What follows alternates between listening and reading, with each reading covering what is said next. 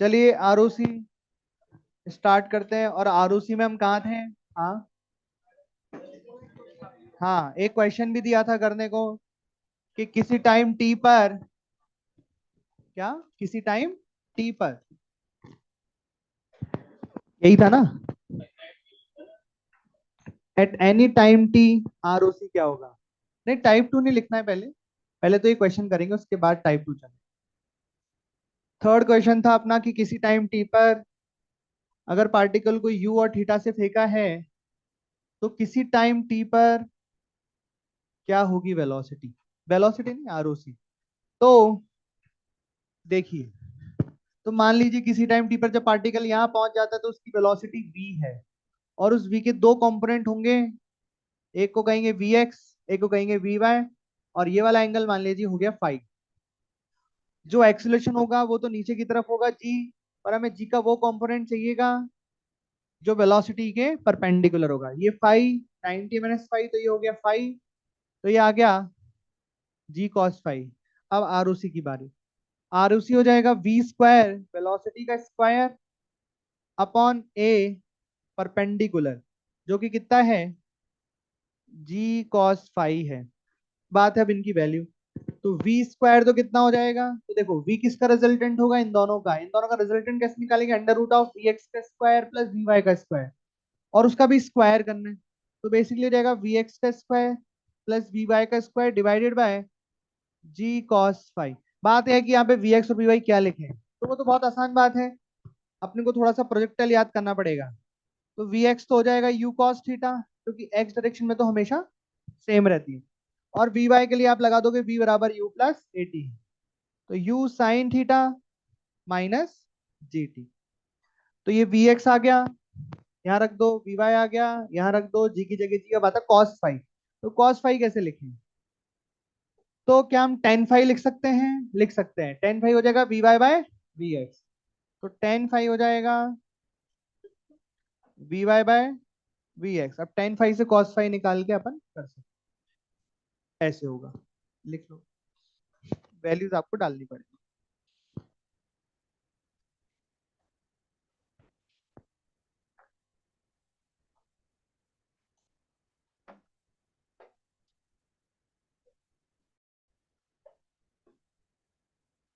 तो इसी संडे आपका टेस्ट है ना, वेरी गुड, बहुत बढ़िया।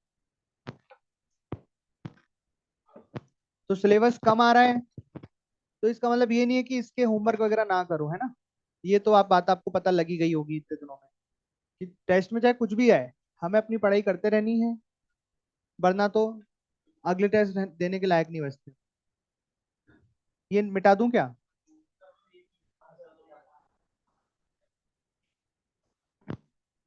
टाइप टू में लिख, टाइप टू में लिखेंगे if equation of curve is given.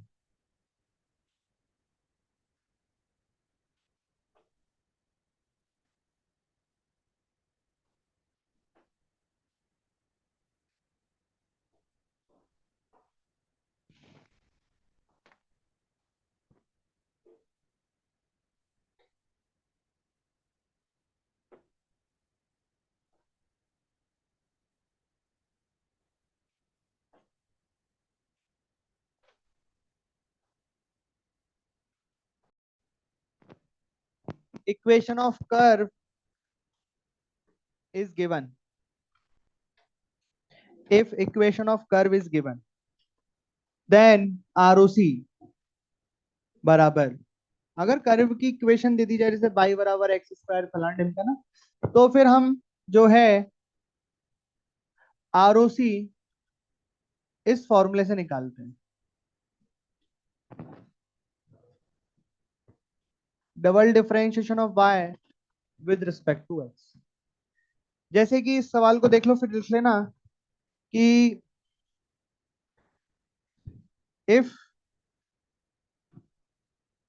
Curve is y बराबर x square then find ROC at x बराबर टू। x बराबर टू पर इस कर्व की आरओसी क्या होगी। तो पहले इस कर्व को देखो, y बराबर एक्स स्क्वायर का कर्व क्या होता है, ये होता है। तो ये पूछना चाह रहा है कि ये 2 जो है x बराबर, यहाँ पे अगर आप एक सर्कल ड्रॉ करोगे तो इस सर्कल की जो रेडियस आएगी वो कितनी आएगी। यहाँ पे हमको कोई वेलोसिटी एक्सलेशन कुछ भी नहीं दिया, पर कर्व की इक्वेशन दी है। यहाँ पे क्या क्या यूज हो रहा है, सिंगल डिफरेंशिएशन, डबल डिफरेंशिएशन, एक बार कर लेते। dy बाई डी एक्स कितना आ रहा है 2x, और डबल डिफरेंशिएशन कितना आ रहा है 2। अब वैल्यू डाल देते हैं आरओसी के फॉर्मूले।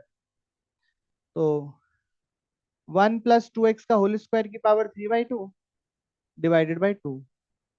कहाँ निकालना है आरओसी, x बराबर 2 पर, तो यहाँ पे x बराबर 2 पुट कर देंगे।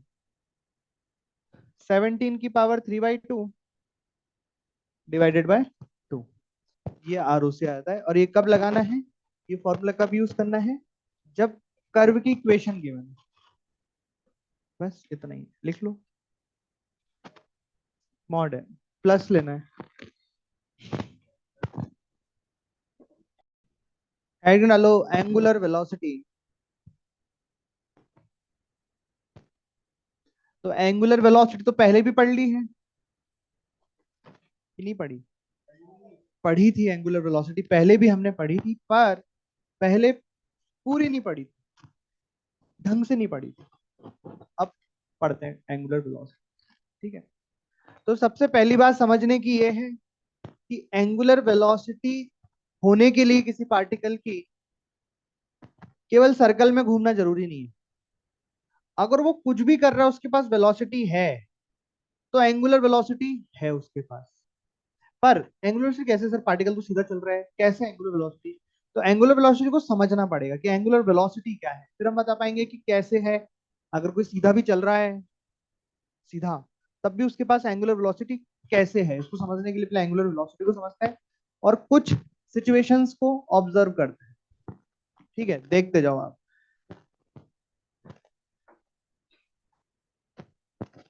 सबसे पहले एक सिचुएशन हम ये लेते हैं कि मान लीजिए एक ट्रेन है, ट्रेन का कोई डब्बा है जो t बराबर 0 पर यहाँ है और v स्पीड से आगे चल रहा है, और वो चलते चलते मान लो t बराबर t टाइम तक यहाँ तक पहुंच गया, स्पीड उसकी v ही रही। तो ये एकदम सीधा ही चल रहा था, कहीं इसने कोई टर्न नहीं लिया। लेकिन दो ऑब्जर्वर थे, एक ओ ए, एक ओ बी, दो ऑब्जर्वर थे। ऑब्जर्वर ए पटरियों के थोड़ा पास है, ऑब्जर्वर बी उसके कंपेयर में थोड़ा दूर खड़ा है। दोनों ही ट्रेन को, जाती हुई ट्रेन के किसी डब्बे पे फोकस कर रहे हैं और ऑब्जर्व कर रहे हैं उसको। ऑब्जर्वर ए ने, जो कि पास में है, ट्रेन को जाते हुए देखा और किसी एक डब्बे को देखा, और डब्बे के साथ साथ अपने सर को भी घुमाया, और सेम काम बी ने भी किया। तो बताइए किसका हेड, किसका सर तेज घुमा, ए का। ए के लिए तो ट्रेन ऐसा करके तुरंत निकली, थोड़ा बी दूर है तो ऐसा आराम से जा रही। ठीक है, समझ में आई बात। अगर उसको आप थोड़ा ऐसे समझो, तो जब ए ने अपनी मुंडी घुमाई तो उसके लिए कितना एंगल रोटेट हुआ, मान लीजिए थीटा ए। और जब बी ने मुंडी घुमाई तो कितना एंगल रोटेट हुआ। दोनों को समय टी ही मिला, क्योंकि ट्रेन का डब्बा तो टी टाइम में यहां से यहां तक पहुंचा। दोनों को समय टी ही मिला, पर इसे ज्यादा एंगल कवर करना था, तो इसने तेजी से मुंडी को घुमाया होगा। अरे हाँ कि ना, यानी कि ट्रेन को देखने के लिए हमें सर को घुमाना पड़ा। अरे हाँ कि नहीं। अब अगर आपसे पूछी जाए कि ट्रेन की एंगुलर वेलोसिटी क्या है, तो एंगुलर वेलोसिटी क्या होती है ये समझो। कि एंगुलर वेलोसिटी कभी भी ऐसे डिफाइन नहीं होती वेलोसिटी की तरह कि ये वेलोसिटी है। देखो सर्कुलर मोशन में भी जब एंगुलर वेलोसिटी आप लेते थे तो आप बोल देते थे कि एक पार्टिकल जो यहाँ पे v स्पीड से घूम रहा है, इसकी एंगुलर वेलोसिटी आपने बोल दी थी कि ओमेगा बराबर v अपॉन आर। पता है आपको कि ये ओमेगा केवल तभी है जब ऑब्जर्वर यहाँ खड़ा होके इस पार्टिकल को देख रहा है।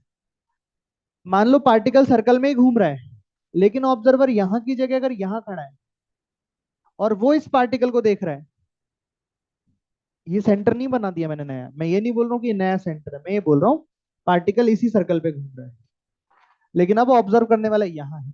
तो इसके लिए इस पार्टिकल की अब दूसरी ओमेगा होगी, कुछ अलग ओमेगा होगी। तो ओमेगा हमेशा किसी ऑब्जर्वर के रिस्पेक्ट में डिफाइन होती है। ऐसे अकेले ओमेगा का कोई मतलब नहीं है। ओमेगा का मतलब है, ओमेगा का असली मतलब, आते हैं उस पर धीरे धीरे, असली मतलब पे आते हैं, पहले यहाँ पे देखते हैं। तो ए को अपना सर तेज घुमाना पड़ा, बी को धीरे घुमाना पड़ा। तो ए को लगेगा ये तो तेज है इसकी एंगुलर वेलोसिटी, बी को लगेगा ये तो बहुत आराम से जा रही है ना। एक केस, ठीक है, और केस देखते हैं, धीरे धीरे समझते हैं। इस पे आते हैं, लास्ट केस लेते हैं अपन सर्कल में। एक और देखते हैं। मान लो ऑब्जर्वर यहाँ पे है, देख रहा है दो सिचुएशन को। एक कार 1 v वेलोसिटी से जा रही है, और एक और कार भी सेम वेलोसिटी से जा रही है। ये है R1। R1 का मतलब हो गया position of car 1 with respect to observer, और ये है कार 2। ठीक है, अब आपको बताना है, आप खड़े हो यहाँ पे, दो कार जा रही हैं, सेम स्पीड से जा रही हैं। पहली कार को देखने के लिए जो कि पास में है, कार पे फोकस करके अपना सर घुमाओ, और दूर वाली कार पे फोकस करके अपना सर घुमाओ। किसमें आपका सर तेज घूमेगा, है ना। मतलब R1 is less than R2, तो मैं लिख सकता हूं angular velocity of car 1 with respect to observer is greater than angular velocity of car 2 with respect to observer. Car 1 को देखने के लिए, अच्छा यहाँ पे भी तो angular velocity of train with respect to A observer is greater than angular velocity of train with respect to B observer.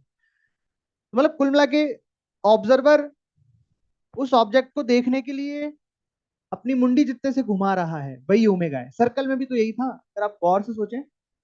Circle में ऑब्जर्वर कहाँ खड़ा था, सेंटर पे, और इस पार्टिकल को देखने के लिए उसको अपना सर घुमाना पड़ रहा था ऐसे, और वही ओमेगा थी, है ना। समझना, आते हैं अभी इस पे और डिटेल। यहाँ पे एक केस, ये एक और देखो। अगर मैं यहाँ पे बोलूं कि ऑब्जर्वर तो यही है, दो कार हैं, दोनों कार सेम पोजीशन पे हैं 1 और 2, पर V1 और V2 दो अलग अलग इस बार इनकी वेलोसिटी है। If V1 is greater then V2, तो बताइए एंगुलर वेलोसिटी पे क्या कमेंट करो। अभी देखो दो कार हैं बराबर डिस्टेंस में, लेकिन एक कार तेज जा रही है, उसको देखने के लिए तो मुझे तेज सर को घुमाना पड़ेगा, और जो आराम से जा रही है उसको देखने के लिए आराम से घुमाना पड़ेगा। तो V1 अगर ज्यादा है तो मैं लिखूंगा angular velocity 1 with respect to observer is greater than angular velocity of 2 with respect to observer. तो यहाँ पे देख रहे हो आप किस पे डिपेंड कर रहा है ओमेगा। ओमेगा आर के तो इनवर्सली प्रोपोर्शनल हो रहा है, पर वी के प्रोपोर्शनल हो रहा है। जितना ज्यादा पी होगा उतनी ज्यादा ओमेगा होगी, जितना पास होगा उतनी ज्यादा ओमेगा होगी। अरे बात समझ पड़ रही है। अच्छा, ये R1 का मतलब क्या है। R1 का मतलब है position of car 1 with respect to observer. तो बेसिकली आर का मतलब क्या है, position of cars with respect to observer, car के रिस्पेक्ट में है ये पोजीशन।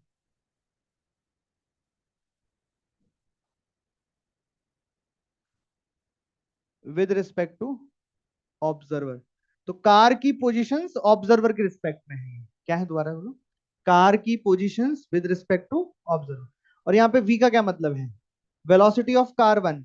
अगर यहाँ पे ऑब्जर्वर भी चलने लग जाता, फिर क्या, रिलेटिव वेलोसिटी है, मतलब ये है रिलेटिव वेलोसिटी ऑफ कार, क्या है बोलो, velocity of car with respect to observer. ये विद रिस्पेक्ट टू का मतलब ही रिलेटिव होता है, velocity of cars with respect to observer. Observer के रिस्पेक्ट में कार की स्पीड अगर ज्यादा है, ऑब्जर्वर के रिस्पेक्ट में अगर पोजीशन छोटी है, बड़ी है, वो सब ऑब्जर्वर के रिस्पेक्ट में। ठीक है, तो ये बात हमने समझी कि अगर आर ज्यादा है तो ओमेगा उसके रिस्पेक्ट में कम होगा, वी ज्यादा है तो ओमेगा ज्यादा होगा। और एक और केस ले लेते हैं अपना, सर्कल वाला केस। सर्कल वाले केस में ऑब्जर्वर सेंटर में होता है, ऐसा अभी तक हमने बोला नहीं था, पर यही मान के चले थे। हमने कितनी बार ओमेगा का यूज किया है, angular velocity of this particle, angular velocity of this particle, angular velocity of this particle करा है। पर एंगुलर वेलोसिटी तभी है जब कोई उसे देख रहा है। कौन देख रहा है? तो जो देख रहा है वो कहाँ पे खड़ा है? सेंटर पे। सेंटर पे खड़ा होकर इसको देख रहा है। अच्छा, हम बोल देते हैं कि अगर v जो है कांस्टेंट है, रेडियस अगर r है, तो याद करो आप बोल देते हैं ओमेगा कांस्टेंट रहेगा। क्यों रहेगा? सोचो, अगर ये पार्टिकल यहां से यहां आया तो क्या पोजीशन बदली? ऑब्जर्वर के रिस्पेक्ट में क्या आर बदला? क्या यहाँ भी डिस्टेंस आर है, यहाँ भी डिस्टेंस आर है। सही बात है। और क्या इसकी स्पीड बदली? देखो ना, पोजीशन भी नहीं बदली, स्पीड भी नहीं बदली, तो ओमेगा भी नहीं बदला।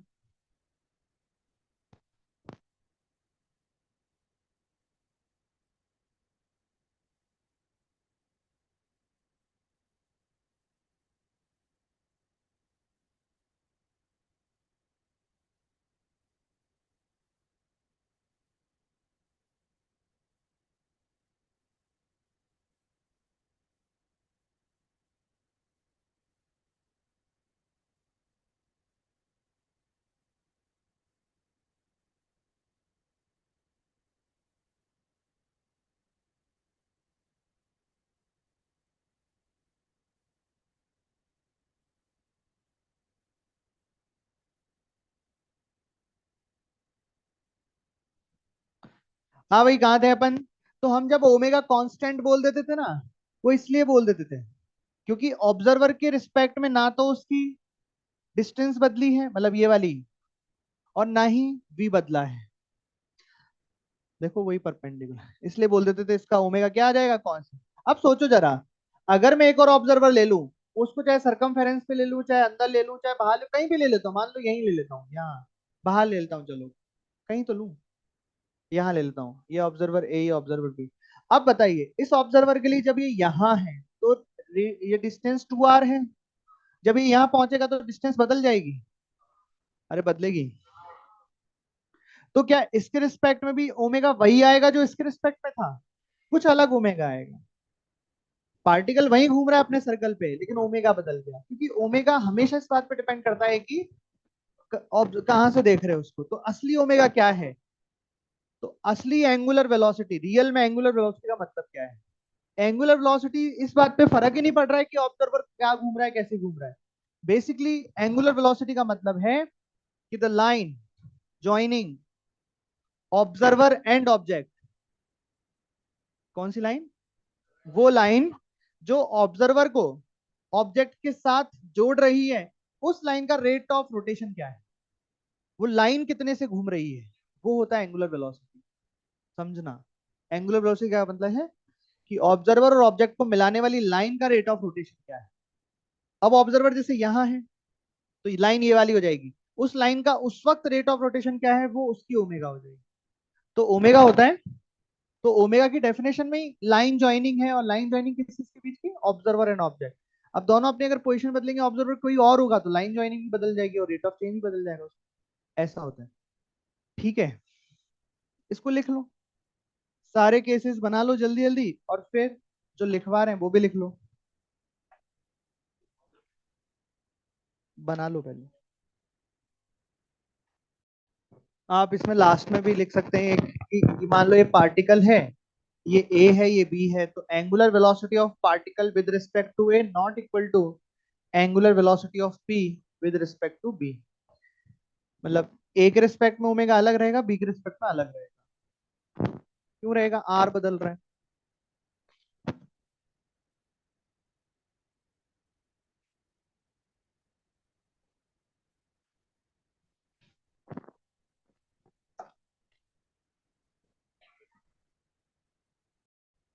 देखो, angular velocity of a particle with respect to an observer is, लिखो लिखो, angular velocity of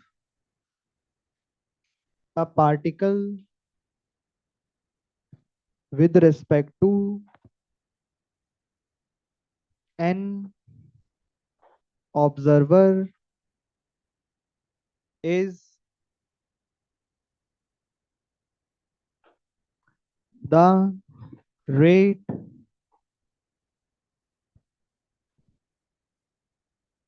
at which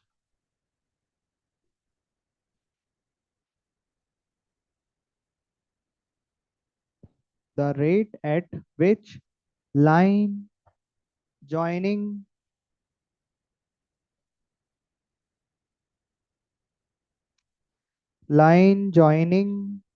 the particle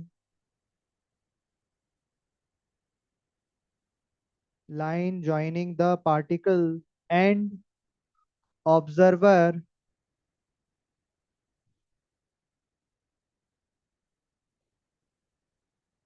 rotates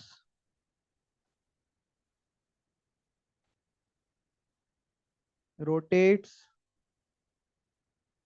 with respect to observer rotates with respect to observer। पढ़ो देखो क्या लिखा है।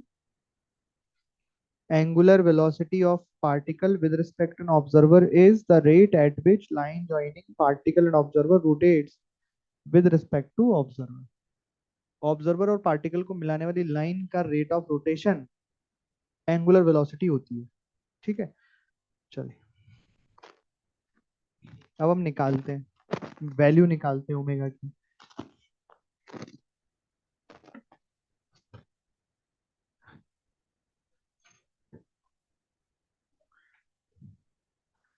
तो मान लीजिए कि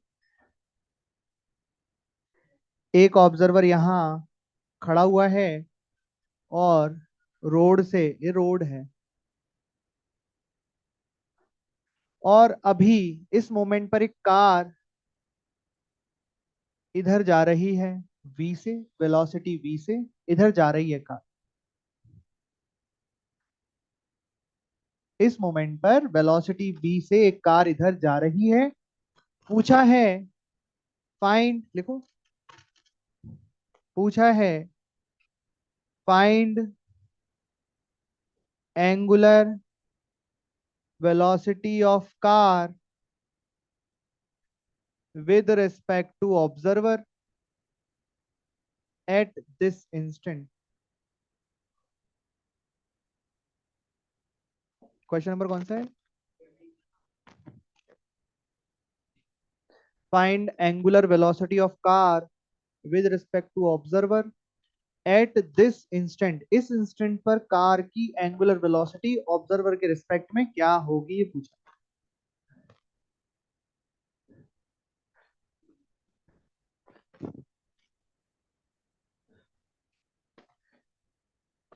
तो बताइए एंगुलर वेलोसिटी का मतलब क्या है? एंगुलर वेलोसिटी का मतलब क्या है? एंगुलर वेलोसिटी का मतलब है कि इस मोमेंट पर कार और ऑब्जर्वर को मिलाने वाली लाइन, अभी कोई एंगल थीटा बन रहा होगा, तो वो थीटा कितने रेट से चेंज हो रहा है, मतलब D theta upon d T. इस लाइन का D theta upon d T इस मोमेंट पर इस कार की एंगुलर वेलोसिटी होगी। समझ में आई बात?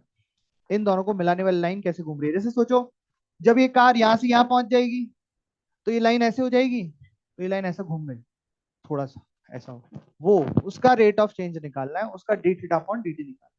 तो जब भी ऐसा आ जाए D theta upon d T rate of change, तो हमें पता है वो हमारे बस से बाहर हो जाता है। उसके लिए फिर हमें कैलकुलस का सहारा लेना पड़ता है। तो देखना भी, आप पेन छोड़ दो, आप सोचो निकालना क्या चाहते हो। आपको निकालना ओमेगा ही है। क्या निकालना है? वही ओमेगा जो एंगुलर वेलोसिटी होती है, और वही ओमेगा जिसको जब आप सर्कुलर मोशन में देखते हो, तो याद करो कैसे देखते हो। जब ऑब्जर्वर सेंटर पे होता है, आपने इतनी बार निकाला है वेलोसिटी v, रेडियस r, आपने कितनी ही बार ये ओमेगा निकाला है, omega is equal to v upon r. अरे कराए कि नहीं करा? यही आंसर आएगा। आप एनालॉजी देखना, बिल्कुल एग्जैक्ट यही आंसर आएगा। यही का मतलब देखना कितनी चीजें सेम आती जाती है उसमें, है ना। देखना, चलो मैं करके दिखाता हूँ आपको ये कैसे करेंगे। तो अभी देखो, हमें बेसिकली ये वाला जो एंगल है थीटा, इसका D theta upon d T निकालना है, तो कोई फंक्शन बना के डिफरेंशिएट करते हैं। तो मान लेते हैं कि अभी इसकी डिस्टेंस एक्स है, यहाँ से हमको ना थीटा दे रखा है ना एक्स दे रखा है, डी पता है, वी पता है। इसी टर्म में हम आंसर, अच्छा रुक जाओ, सॉरी, थीटा गिवन है क्योंकि बोला ना it at this instant, eight this instant का मतलब यही है कि जब थीटा थीटा है उस इंस्टेंट पर कार की स्पीड क्या होगी। थीटा गिवन है भाई साहब, थीटा को मैंने ब्लैक कलर से लिख दिया है, पहले ध्यान दीजिए। भाई एट दिस इंस्टेंट का मतलब ये है कि जब ये एंगल कितना बन रहा है थीटा, और वो थीटा कुछ भी हो, उस इंस्टेंट पर ओमेगा क्या होगा। ठीक है, थीटा गिवन है। हाँ जी, थीटा गिवन है। ये एक्स नहीं गिवन है, ये तो हमने माना है कि मान लीजिए कि अभी के लिए ये यहां से कितने डिस्टेंस पे है, एक्स डिस्टेंस। ठीक है, अब मुझे D theta upon d T निकालना, तो थीटा में कोई रिलेशन, तो थीटा में ऐसा रिलेशन देख सकता हूं मैं, tan theta is equal to x by d. और हमें फाइंड क्या करना है, d theta upon d t. तो डिफरेंशिएट किसके रिस्पेक्ट में करूंगा, टाइम के रिस्पेक्ट में। टेन थीटा का डिफरेंशिएशन और फिर D theta upon d T. D तो कांस्टेंट है, डिस्टेंस परपेंडिकुलर, ये वाली डिस्टेंस, इस सड़क से, रोड से, और इसकी डिस्टेंस। तो ये वन बाई डी बाहर आ गया और ये बन गया d x upon d t. Sec square theta, तो सेक स्क्वायर थीटा ही है। D theta upon d t क्या है, ओमेगा। किसका ओमेगा, कार का। किसके रिस्पेक्ट में, ऑब्जर्वर के। D x upon d T का मतलब क्या, rate of change of x, जो कि v बन गया, तो ये v बाई डी हो गया। तो ओमेगा कितना आ गया, सेक स्क्वायर थीटा नीचे आके ऊपर चला गया, तो cos square theta by d into v. ये इस तरह का ओमेगा आ गया। बोले सर ये तो कैसा अजीब सा दिख रहा है, ये तो कितना बढ़िया दिख रहा है वी अपॉन आर। देखते हैं ना, अभी समझते हैं। क्या आप मुझे इस मोमेंट पर ऑब्जर्वर और ऑब्जेक्ट के बीच की डिस्टेंस बता सकते हो क्या। मान लो अगर मैं स्मॉल आर इसे लिख दूं, अगर मैं इसे स्मॉल आर लिख दूं, तो क्या स्मॉल आर आप डी और थीटा के टर्म में, क्योंकि डी भी गिवन है और थीटा भी गिवन है, आर को आप डी और थीटा के टर्म में क्या लिखोगे बताओ, बोलो। तो देखो वहां ट्राइंगल बन रहा है और वहां से दिख रहा है r cos theta is equal to t. तो आर बराबर डी कॉस थीटा नहीं है यार, डी बाय कॉस थीटा है। तो अब देखो इधर यहाँ पे, यहाँ कॉस स्क्वायर थीटा है, दो थीटा है, तो दो कॉस थीटा है, तो डी अपॉन कॉस थीटा कितना हो गया, डी अपॉन कॉस थीटा है जी, D upon cos theta R बन गया ना, तो ये बन गया cos theta into V upon R. अब जरा सोचना, यहाँ पे जो नीचे लिखा है आर, वो क्या है, वो है ऑब्जर्वर को और पार्टिकल को मिलाने वाली लाइन की डिस्टेंस। क्या है, मिलाने वाली लाइन। देखो यहाँ पे भी आर वही है। आर क्या है कि इस इंस्टेंट पर ऑब्जर्वर को और कार को मिलाने वाली लाइन की डिस्टेंस बन गया आर। अब जरा गौर से सोचो वी कॉस थीटा क्या होना चाहिए, देखना। तो मैं वी कॉस मतलब वी का कंपोनेंट देखते, थीटा कॉस थीटा वाला कंपोनेंट कौन सा आता है। तो वी के दो कंपोनेंट करे मैंने, एक तो अलोंग द आर और एक आर के परपेंडिकुलर। तो अगर ये थीटा है, ये 90 है, ये 90 माइनस थीटा है, कौन सा 90 माइनस थीटा, ये वाला। तो अगर ये 90 माइनस थीटा है, तो ये वाला कंपोनेंट आना चाहिए वी कॉस थीटा। तो अब अगर आप गौर से देखो, तो वी कॉस थीटा क्या है, आर के परपेंडिकुलर वाली वेलोसिटी, आर के परपेंड। और अगर आप सर्कल में देखते हो, तो ये वी भी आर के परपेंडिकुलर ही होती है। मजे की बात क्या होती है, यहाँ पे सिर्फ यही वेलोसिटी होती है, परपेंडिकुलर वाली। तो आप सिंपल वी अपॉन आर लिख देते हो, अरे हाँ कि ना। लेकिन यहाँ पे वी कॉस्टा का मतलब क्या हो जाएगा, परपेंडिकुलर वेलोसिटी अपॉन आर। तो देखो वही बन गया, ओमेगा बराबर वी अपॉन आर, ओमेगा बराबर वी अपॉन आर। पर वी का मतलब क्या है और आर का मतलब क्या है, वो हमने जनरलाइज केस के लिए देखा। वी का मतलब वो वेलोसिटी जो आर के परपेंडिकुलर है, और आर का मतलब उस मोमेंट पर पार्टिकल और ऑब्जर्वर के बीच की डिस्टेंस। अरे कुछ बात समझ में आई कि नहीं आई। तो ये तो मैंने बस एनालॉजी के लिए बनाया था। बाकी आपका जो फाइनल फॉर्मूला बना ओमेगा का, कि angular velocity of car with respect to observer बराबर वी परपेंडिकुलर अपॉन आर। ये जो v है, ये भी रिलेटिव वेलोसिटी है car with respect to observer. क्योंकि यहाँ पे ऑब्जर्वर रुका हुआ है, इसलिए केवल कार का ही टर्म आया, कार की वेलोसिटी का ही टर्म आया। लेकिन अगर ऑब्जर्वर भी चलने लगेगा, तो हमें ये वेलोसिटी रिलेटिव में लिखनी पड़ेगी, लेकिन कौन सी, परपेंडिकुलर वाली, जो आर के परपेंडिकुलर है दोनों की, वो भी बता दूंगा। तो बता दी ये क्या है, velocity which is perpendicular to r, या ऐसे लिख दो velocity of c with respect to o which is perpendicular to r. ये क्या है? Distance of line joining, distance of line joining particle and observer. और ये तो फिर अपनी वो है ही क्या, एंगुलर वेलोसिटी ऑफ पार्टिकल। और एंगुलर वेलोसिटी हमेशा ऑब्जर्वर के रिस्पेक्ट में ही होती है। ये है एंगुलर वेलोसिटी असली में ये। और ये उस पर भी वैलिड है, सर्कुलर मोशन में भी आपने देखा बिल्कुल यही वैलिड है। और आप करते आए हो ओमेगा बराबर बी अपॉन आर, पर बी का मतलब क्या है और आर का मतलब क्या है ये आपने अभी देखो, लिख लो।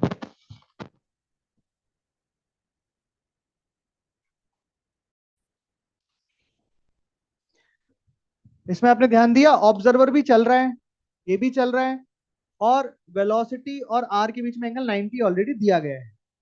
तो आपने यहाँ रिलेटिव वेलोसिटी परपेंडिकुलर निकाली, लेकिन कोई कंपोनेंट नहीं किए क्योंकि हमें परपेंडिकुलर चाहिए और परपेंडिकुलर दिए गए।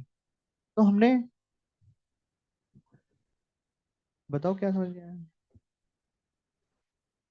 एक्सेल वेक्टर की डायरेक्शन जो बताते हैं अपन। अगर मेरे रिस्पेक्ट में कोई इधर जा रहा है तो उंगलियां इधर घुमाऊंगा और अंगूठा नीचे आ जाएगा। जैसे सर्कल में करते हैं, सर्कल में मैं सेंटर पे खड़ा हूँ, ऑब्जेक्ट को इधर जाते हुए देख रहा हूँ, तो उंगलियां ऐसे घुमाई तो अंगूठा ऊपर आ गया ऐसे।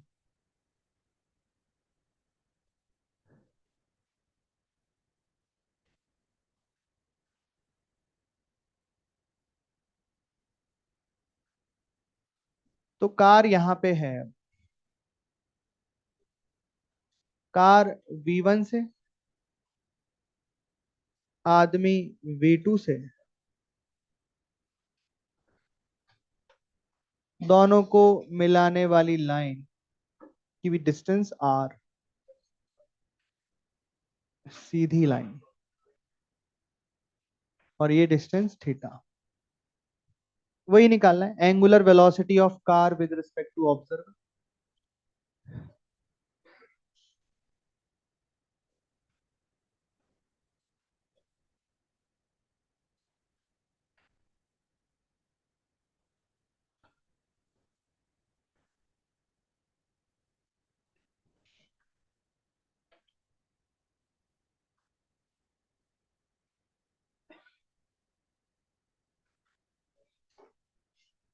तो कैसे करेंगे इस बार? क्या इस बार R और V1 और V2 के बीच में 90 डिग्री का एंगल है क्या? नहीं। तो हमें क्या करने पड़ेंगे, कंपोनेंट। तो V1 का एक कंपोनेंट इधर, एक कंपोनेंट इधर, ये वाला आ जाएगा V1 sine theta. Same V2 का एक कंपोनेंट इधर, एक कंपोनेंट इधर, और अगर ये वाला एंगल थीटा है करस्पॉन्डिंग तो ये आ जाएगा V2 साइन। अब हम करेंगे वेलोसिटी परपेंडिकुलर कार की with respect to observer divided by R। तो ये क्या हो गया, इस बार भी दोनों सेम ही डायरेक्शन में है, तो सब्ट्रैक्ट हो जाएंगे। V1 sign theta minus V2 sine theta upon में R, ऐसा लिख लो। ये 23 था।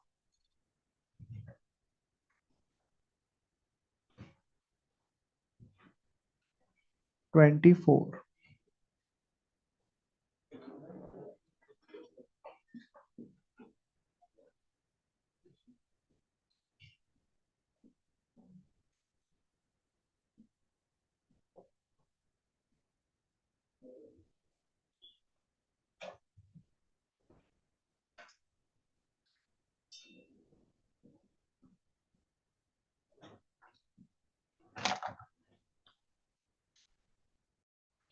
तो इस क्वेश्चन में आपको निकालना है angular velocity of B with respect to A. तो आपको लेना पड़ेगा v perpendicular of B with respect to A divided by R. ये करना है आपको। एंगुलर वेलोसिटी निकालनी है बी की विद रिस्पेक्ट टू ए के रिस्पेक्ट में बी की एंगुलर वेलोसिटी फाइंड करनी है एट दिस इंस्टेंट। अलग इंस्टेंट बदलेगा, वेलोसिटी बदलेगी, सब बदलेगा, डिस्टेंस बदलेगी, वेलोसिटी पर इसी इंस्टेंट पर ओमेगा कुछ आएगा, वो आपको फाइंड करना है।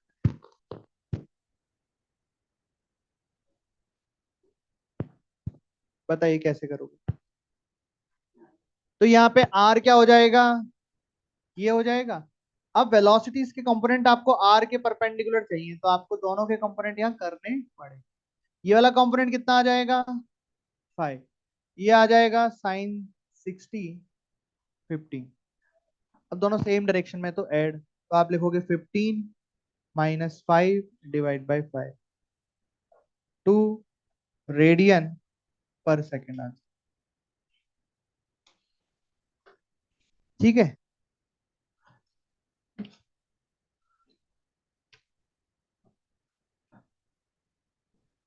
तो एक सवाल ये हो गया, एक ये वाला कर लो।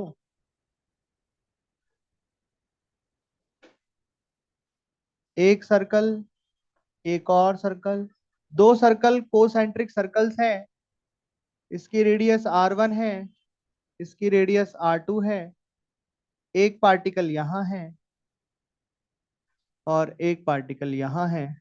इसकी स्पीड मान लीजिए 5 मीटर पर सेकेंड, इसकी मान लीजिए 10 मीटर पर सेकेंड। R1 आपका 3 मीटर है, R2 आपका 4 मीटर है। इसको मान लीजिए B, इसको मान लीजिए A। Find angular velocity of B with respect to A at this instant. Find angular velocity of B with respect to A at this instant.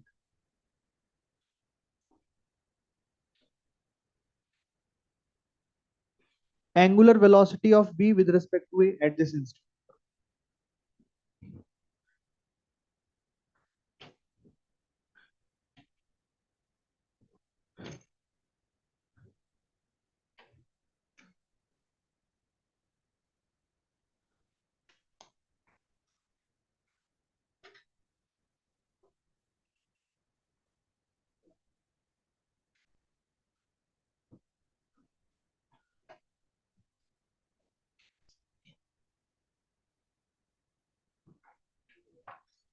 बताइए कैसे करेंगे।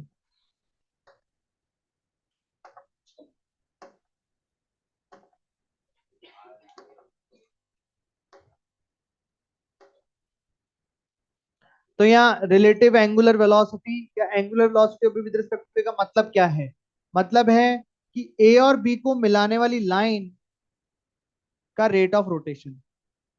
ये इधर चलेगा, ये इधर चलेगा, तो ये लाइन हो जाएगी फिर, है ना, यहाँ से यहाँ वाली। तो इसका रोटेशन का रेट इस मोमेंट पर, इस इंस्टेंट पर इसकी एंगुलर वेलोसिटी बन जाएगी।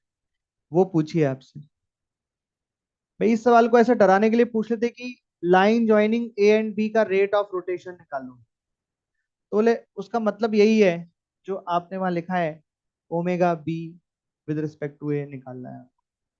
तो वही उस लाइन का रेट ऑफ रोटेशन आएगा। तो करिए, आप कैसे करोगे।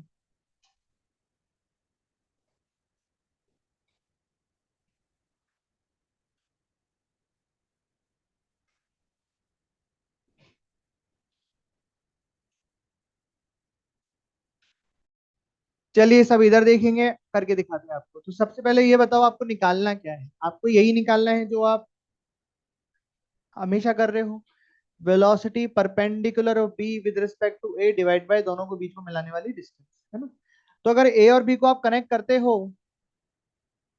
और रेडियस गिवन है, ये कितनी गिवन है 3, ये 4, तो ये कितना हो जाएगा 5। तो आर बराबर 5 मिल गया आपको, एक काम हो गया। अब ये जो आर है, ध्यान से सुनना, ये है आर, और वेलोसिटी परपेंडिकुलर चाहिए होती है, तो यही वेलोसिटी से काम चल जाएगा कि नई वेलोसिटी निकालनी पड़ेगी। तो जिनका आंसर बना है वो तो ऐसे गलत हो गया, उन्होंने क्या किया है 10 -5, और उसमें भी डायरेक्शन का ध्यान नहीं रखा, रिलेटिव में तो वेक्टर रहता है ना, आई कैप जे कैप वी, ये जो लिखते हो आप इसमें वी वेक्टर माइनस ए ये वेक्टर है, तो बहुत तरीके से गलत हो गए। पर ये वाला ऐसे सही होएगा। हमको कौन सा वेलोसिटी का कौन सा कंपोनेंट चाहिए होता है? आर के परपेंडिकुलर। तो इसके भी करने पड़ेंगे, इसके भी दो कंपोनेंट होंगे, एक इधर और एक इधर। अब थीटा देख लेते हैं। तो अगर मैं इस वाले एंगल को थीटा बोल दूं तो ये 90 माइनस थीटा, तो ये कितना हो जाएगा? थीटा। और अगर इसको थीटा बोल दूं तो ये वाला एंगल भी थीटा, करस्पॉन्डिंग एंगल। अरे हाँ कि ना? तो ये वाला कंपोनेंट कितना आ गया? 10 sin थीटा। और ये आ गया 5 cos। और रही बात थीटा की, तो वो निकल जाएगा कैसे? अगर ये थीटा है तो परपेंडिकुलर अपॉन बेस 4/3। तो tan थीटा बराबर 4/3, तो थीटा बराबर 53 डिग्री। तो बता दीजिए।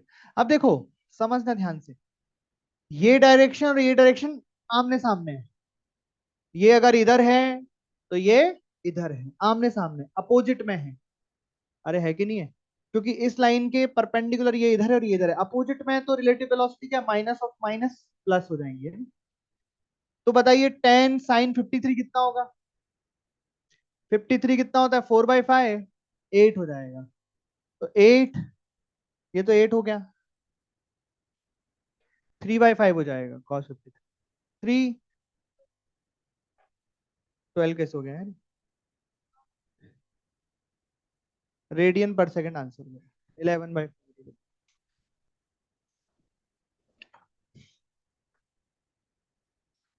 ठीक है। अब आपके मन में एक ऐसा सवाल आता है, जनरली बच्चों के मन में आता है कि सर अगर रिलेटिव वेलोसिटी निकाल रहे हैं तो, रिलेटिव एंगुलर वेलोसिटी निकाल रहे हैं तो क्या रिलेटिव वेलोसिटी में तो क्या करते हैं? B B minus B A. तो क्या यहाँ पे भी omega B minus omega A कर सकते हैं क्या? ओमेगा बी का क्या मतलब होगा? कि ये जो पार्टिकल है, आप जो ओमेगा बी चाहते हैं वो चाहते हैं कि सेंटर के अबाउट, मतलब ऑब्जर्वर यहाँ है और इसको देख रहा है, और ऑब्जर्वर यहाँ है और इसको भी देख रहा है, यहीं पे ऑब्जर्वर दोनों को देख रहा है। तो इस ऑब्जर्वर के रिस्पेक्ट में इसकी वेलोसिटी माइनस, ऐसा कुछ चाह रहे हैं। तो वो अलग चीज है, वो ये वाली चीज नहीं है। मतलब उसको हम relative angular velocity of with respect to A नहीं बोलेंगे। ठीक है। अगर आप ओमेगा बी और माइनस ओमेगा ए निकालोगे तो उसका कुछ मतलब ऐसा है, वो आप उन सवालों में कर सकते हैं। जैसे इस सवाल में पूछूं कि बताओ कि बी कितने समय के बाद ए से मिलेगा। बी घूम रहा है, ए भी घूम रहा है, तो कभी मिलेंगे क्या? मिलेंगे ना, ये आगे चल रहा है, ये आगे चल रहा है, तो सर्कल ही तो है, कहीं ना कहीं तो टकराए मिलेंगे, टकराएंगे नहीं मतलब मिलेंगे, मिलेंगे का मतलब ये आमने यहाँ पे आ जाएंगे, एक यहाँ पे और एक यहाँ पे। तो कैसे कर सकते हैं कि सर इसको रोक देते हैं, पर ऑब्जर्वर हम सेंटर पे ही ले रहे हैं, और सेंटर पे खड़े होकर दोनों को ऑब्जर्व कर रहे हैं, और इसको रोक दिया, और इसके रिस्पेक्ट में, मतलब इसको रोकने के बाद इसकी वेलोसिटी निकाल दी, तो फिर वो omega B minus omega A से होएगा, और ये तो यहीं रुक जाएगा। फिर आपको इसको घुमा के किधर लेके आना है? यहाँ लेके आना है। तो ये फिर एक लाइन में आ जाएंगे। यहाँ नहीं, सॉरी, यहाँ लेके आना ना, सेंटर तो यहाँ है ना, सेंटर के। तो इसके लिए आपको कितना एंगल घुमाना पड़ेगा ऐसे? 270 डिग्री, या 3 पाई बाई 2। तो फिर आप वो लगाओगे, टी बराबर थीटा अपॉन ओमेगा। थीटा कितना हो जाएगा? 3 पाई बाई 2। और ओमेगा निकालोगे, omega B minus omega A करें। ओमेगा बी कैसे निकलेगा? V upon R. इसका वी कितना होएगा? 10, और आर कितना होएगा? 4। और इसका भी है 5, इसका आर है 5/3। तो 10/4 माइनस 5/3 करके ओमेगा निकलेगा। समझ में आई बात? और ऐसे टाइम निकलेगा। तो ऐसा सवाल अगर बनाना चाहे तो वो वैसे होएगा। ठीक है। लेकिन अगर रिलेटिव वेलोसिटी पूछिए बी की, तो फिर ऐसी आएगी, है ना? कुल मिला के बात ऐसी, अगर वैसा काम करना है आपको रिलेटिव जैसा, कि बस खड़ी है, बस को पकड़ना है, तो बस को रोक के और हमारी वेलोसिटी को ऐसा कर दो कि वहां तक पहुंच जाए, उस सवाल के लिए आप omega B minus omega A लिख सकते हैं। लेकिन अगर relative velocity of B with respect to A निकालनी है, relative angular velocity with respect to A, तो वो तो ऐसे ही आएगी, वो तो यही है। क्योंकि वहां पूछने का मतलब है कि इस लाइन का रेट ऑफ रोटेशन क्या है ना? और तो क्या ये सही है? नहीं, ये गलत। क्योंकि ये लिखा है एंगुलर वेलोसिटी भी विद रिस्पेक्ट टू, ये गलत है, ये नहीं। हाँ, लेकिन ये निकालना गलत नहीं है, वो निकाला जा सकता है। लेकिन कब? जब आपको कुछ ऐसा देखना हो कि बताइए दो बात दोनों एक साथ कब मिलेंगे, तो बोले इसको ऐसा करो कि यहीं रोको, और इसकी एंगुलर वेलोसिटी देखो, दिस माइनस दिस, फिर इसको 270 डिग्री घुमा दो तो ये यहीं आ जाए, ऐसा। तब आप ये कर सकते हैं। लेकिन एंगुलर वेलोसिटी नहीं है ओमेगा भी माइनस ओमेगा, वो चीज गलत। क्योंकि रिलेटिव एंगुलर वेलोसिटी का मतलब है कि इसके रिस्पेक्ट में इसके एंगुलर वेलोसिटी का मतलब है कि इन दोनों को मिलाने वाली लाइन का रेट ऑफ रोटेशन, और वो omega B minus omega A नहीं होता है। ठीक, ऐसे बात है। तो बस खत्म, ये लिख लो बस, सेंट्रीफ्यूगल फोर्स हेडिंग डालो और इसका श्री गणेश करते हैं। श्री गणेश नहीं, जय श्री राम करते हैं, चलो। तो समझना पहले सेंट्रीफ्यूगल फोर्स है क्या, है ना। और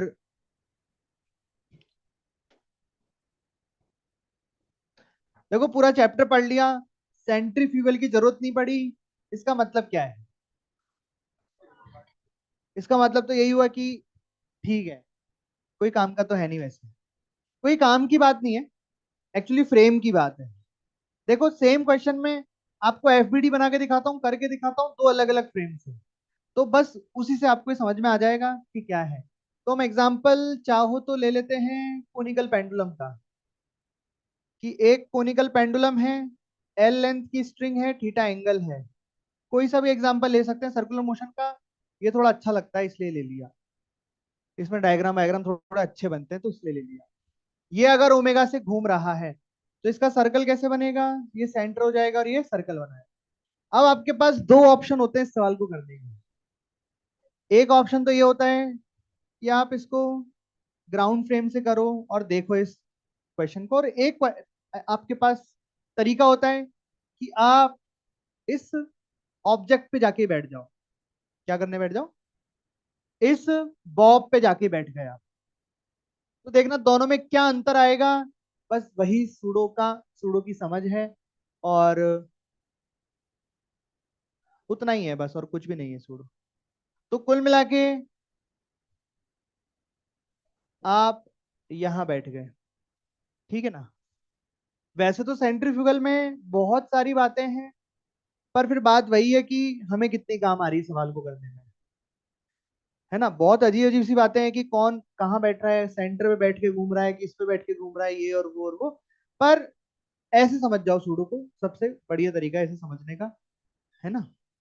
ऑल दो ये थोड़ा गलत है, पर सबसे सही समझने का सबसे आसान तरीका यही है सूडो, है ना। सही गलत की बात बाद में करते हैं।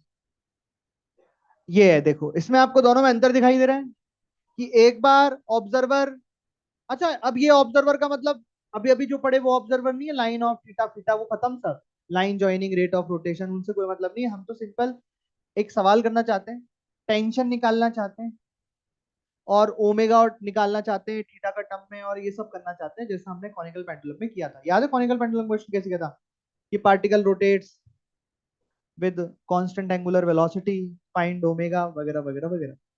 तो इसका तो आपको पता है कैसे करते हैं, कैसे करते हैं। एफबीडी बनाया, नीचे क्या लगा, इधर क्या लगा, टी, इधर क्या आएगा टेंशन का एक कंपोनेंट, इधर क्या आएगा टेंशन का दूसरा कंपोनेंट, इधर क्या आएगा एसी, ये कौन सा कंपोनेंट आएगा टी साइन थीटा। इक्वेशन बन जाएगी टी कॉस थीटा बराबर एम जी, फर्स्ट इक्वेशन। फिर आती है एफ नेट बराबर M A, T sine theta is equal to M A C. आ गई बात समझ में, कोई दिक्कत इसमें? अब मेरे को एक बात बताओ, अगर मैं इसी पार्टिकल पे बैठी हूँ, अगर मैं इसी पार्टिकल पे बैठ के घूम रहा हूँ, तो मुझे, तो मेरा फ्रेम तो रुका हुआ ही लगेगा ना। इससे तो ये लगेगा कि मैं तो रुका हुआ हूँ, मैं तो कहीं जा नहीं रहा हूँ, घूम भी नहीं रहा हूँ, कुछ भी नहीं कर रहा हूँ, क्योंकि वो उसी पे बैठ गया जो घूम रहा है, तो वो उसके रिस्पेक्ट में तो रुक ही गया। ये बात समझ में आ गई। लेकिन ये आदमी नॉन इनिशियल फ्रेम में पहुंच गया। देखो, क्या इसके पास एक्सलेशन है अंदर की तरफ, इस गोले के पास, मास के पास अगर एक्सलेशन है, तो अगर कोई इसी फ्रेम में चला गया तो कौन सा फ्रेम हो गया, नॉन इनिशियल फ्रेम। और अगर नॉन इनिशियल फ्रेम में पहुंच गया तो सूडो लगेगा। तो अब एफबीडी बनाओ इसकी। बोले सर नीचे एमजी लगेगा, हाँ। ऊपर टेंशन लगेगा, हाँ। हाँ, और क्या अंदर की साइड एक एक्सलेशन होगा एसी? नहीं, अब तो रुका हुआ है ना। सेंट्रीपिटल एक्सलेशन तो कहां से दिख रहा है, जब वो ग्राउंड फ्रेम में है तब एक्सलेशन दिख रहा है। अभी तो वो उसी के ऊपर पहुंच गया, तो उसके रिस्पेक्ट में तो रुक गया। तो इसके रिस्पेक्ट में तो इस पर कोई एक्सेलेरेशन है ही नहीं, लेकिन सूडो लगाना पड़ेगा। सूडो क्या लगता है एक्सेलेरेशन के अपोजिट डायरेक्शन में, एक्सेलेरेशन है टुवर्ड्स द सेंटर, तो ये लग जाएगा बाहर की तरफ सूडो। सूडो लग जाएगा M mass into mass of the bob acceleration of the observer, M A C जितना। अरे हाँ की ना। अब देखो जरा, अब अगर मैं एक्सियल डायरेक्शन में इक्वेशन बनाऊंगा तो वही टेंशन के दो कंपोनेंट होंगे। अरे होंगे कि नहीं होंगे? क्या बन जाएगा ऊपर वाला, T cos theta is equal to M G, एक इक्वेशन। और रेडियल डायरेक्शन में इस बार कोई एक्सप्रेशन है ही नहीं, बस रेडियल डायरेक्शन में क्या हो जाएंगे, तो इस बार रेडियल डायरेक्शन में भी फोर्स बैलेंस हो जाएंगे। अभी तो क्या करते हैं अपन रेडियल डायरेक्शन में एफ नेट बराबर एम ए सी, पर अब क्या रेडियल डायरेक्शन में कोई एक्सलेशन बचा नहीं, क्योंकि ऑब्जर्वर तो खुद बन गया, वो तो घूम ही रहा है। तो वापस से फोर्स बैलेंस कर दी तो क्या बन गया, T sine theta is equal to M A C. ये लो, ये वही बात आ गई। लेकिन इस बार हमने वो नहीं लिखा, वहां तो क्या लिखा था हमने याद करो, यहाँ पे हमने लिखा है F net is equal to M A C, और एफ नेट में लिखा है टी साइन थीटा बराबर एम ए सी। अरे हाँ की ना। यहाँ पे मैंने ये नहीं लिखा, यहाँ पे तो मैंने लिखा है F net is equal to zero. किस डायरेक्शन में, रेडियल डायरेक्शन। देखो रेडियल डायरेक्शन में भी एफ नेट जीरो लिखा, एफ नेट कितना हो जाएगा, T sine theta minus M A C या एफ सूडो जो लिखना चाहो लिख दो, एम ए सी बराबर जीरो। इसलिए यहाँ पे टी साइन थीटा बराबर क्या आ गया, एम ए सी आ गया। ये अंतर है इसमें और इसमें, इक्वेशन ऑल तो सेम ही बनी। अब बात आती है कि सर यहाँ पे जो एम ए सी लिखते हो इसको तो आप बोल देते हो सेंट्रीपिटल फोर्स। अरे बोलते हो क्या, इसको तो बोलते हो सेंट्रीपिटल फोर्स, इस एमएसी को तो। पर यहाँ पे जो एमएसी आ गया इसको सेंट्रीपिटल फोर्स तो बोल ही नहीं सकते, तो क्या बोले, तो बोल दिया सेंट्रीफ्यूगल फोर्स। तो इस एमएसी को बोल दिया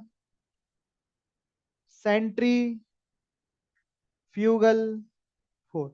तो अगर मोटा मोटा बात करें कि सेंट्रीफ्यूगल है क्या, तो बताओ क्या बताओगे, आपको यहाँ से पूछे सेंट्रीफ्यूगल है क्या, तो ले सर सबसे पहले तो सेंट्रीफ्यूगल क्या है, जब ऑब्जर्वर उस फ्रेम में जाके बैठ जाए और घूमने लगे, तो तब सेंट्रीफ्यूगल फोर्स एफबीडी में आएगा, क्योंकि वो बेसिकली सूडो फोर्स है जो उस फ्रेम में लगेगा। अच्छा आपने गौर किया, सेंट्रीपिटल फोर्स एफबीडी में नहीं आता है, नहीं आया, पर सेंट्रीफ्यूगल एफबीडी में आ रहा है, क्योंकि वो बेसिकली सूडो है, वो लग रहा है, उसी को अपन सेंट्रीफ्यूगल बोल दे रहे हैं। तो क्या क्या बातें आ गई, सेंट्रीफ्यूगल की direction away from the centre, एक बात, और ये सूडो है बेसिकली, और मैग्नीट्यूड इसका M A C M B इस पर अपन आ रही होगा। और सबसे इंपॉर्टेंट बात, ये तभी लगेगा जब ऑब्जर्वर उस फ्रेम में आ जाए, रोटेटिंग फ्रेम में आ जाए, नॉन इनर्शियल फ्रेम में आ गया तभी आपको ही लगाना है। अगर आप ग्राउंड से कर रहे हैं तो करो आराम से, कोई दिक्कत नहीं, उसमें बैठ जाओगे तब भी इक्वेशन तो वही बनेगी, ऐसा तो है नहीं वहां बैठ के कोई टाइम बचेगा, सेम काम सेम टाइम, कुछ नहीं बचेगा यहाँ, समझे। तो चाहो तो ये डायग्राम वायग्राम बनाओ, या फिर वो चार बातें लिख लो, क्या कि direction of centrifugal always away from the centre, it acts only when observer at non inertial frame या रोटेटिंग फ्रेम,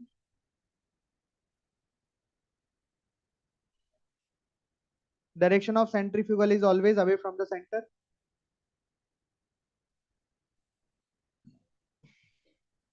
और इसकी फोटो ले लेना, घर जाके चाहो तो डायग्राम बना लेना, इसमें दो ऑब्जर्वर, एक ग्राउंड पे और एक उस sign, direction of centrifugal is away from the centre. भाई यार कितनी, दूसरा दूसरा पॉइंट क्या है, हाँ it acts only when observer is in non inertial frame या रोटेटिंग फ्रेम लिख दो, नॉन इनर्शियल फ्रेम की जगह लिख दो rotating frame, rotating frame always a non inertial frame, याद रखो, ठीक है क्या। तो it acts when observer is in rotating frame, कौन सा फ्रेम, रोटेटिंग फ्रेम। और फिर लिख दो centrifugal force, magnitude of centrifugal force बराबर एम इंटू ए सी। तो एम इंटू ए सी का मतलब क्या हो गया, M B square upon R. और क्या बचे, बस तीन बातें ही हैं, डायरेक्शन हो गई, मैग्नीट्यूड हो गया, और कब लगेगा ये हो गया, तीन बातें होती हैं किसी भी फोर्स में। मैग्नीट्यूड, डायरेक्शन और कब लगेगा। मैग्नीट्यूड ऑफ सेंट्रीफ्यूगल फोर्स बराबर mv स्क्वायर अपॉन आर,